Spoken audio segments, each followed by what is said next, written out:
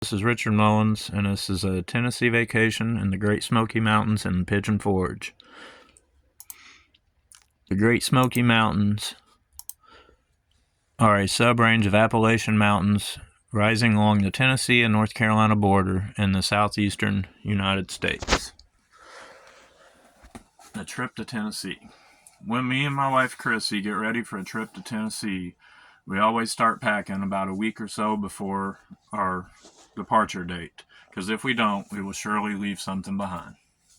We always get our motel or cabin several months ahead of time, because if you wait till the last minute, you might get to Tennessee and not be able to find a room. But on the first day of our departure, we're always very anxious because we know even though we're getting older, we're about to have a blast. We always drive, so it takes about 9 or 10 hours to get there. Once we arrive in Pigeon Forge, we always check into our cabin or motel just to pretty much unload our stuff and kind of take it easy for the evening. And then after that, we usually walk down to the strip on Pigeon Forge and just kind of enjoy the view. After the first day, normally we'll usually go to an event, some kind of dinner and a show. The first one we went to was called Hatfields and McCoys. You get to sit around eating dinner and listen to a comedy show live, and they'll even be comedians that's making fun of people in the crowd and sometimes pull you up on stage. It's pretty fun. The last time, on the second day, we go to the Great Smoky Mountains.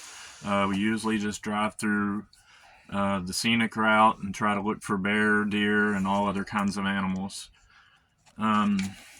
After we drive through the mountains for a while, we usually go find a high scenic point and take some selfies and post them on social media.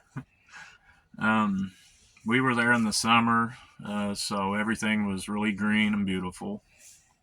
After we finished with the pictures, we went for a hike. It's definitely not for beginners. It'll wear you out. But during the hike, once you get to the end of the trail, it makes it worth it because it's always a beautiful waterfall. That usually consists of the whole day. So on the next day, we usually hit up the strip in Pigeon Forge. They have a small amusement park. It's called the Island. It has a big Ferris wheel and a couple other small rides and a lot of shops. So you do a lot of shopping. Usually when we finish the island, we go to Cracker Barrel because it's one of our favorite restaurants and it's way better in Tennessee than it is in Indiana. Then after dinner, we go walking on the strip again at night because it's real pretty and everything's lit up. The next day, we usually get up. The last time we went to a Hollywood Wax Museum, which is really cool because it's got a lot of movie stars and people like that, and they got wax figures that look like them, and it kind of tells what movie they were in and what they did and how they became famous, and sometimes even talks about their childhood. Then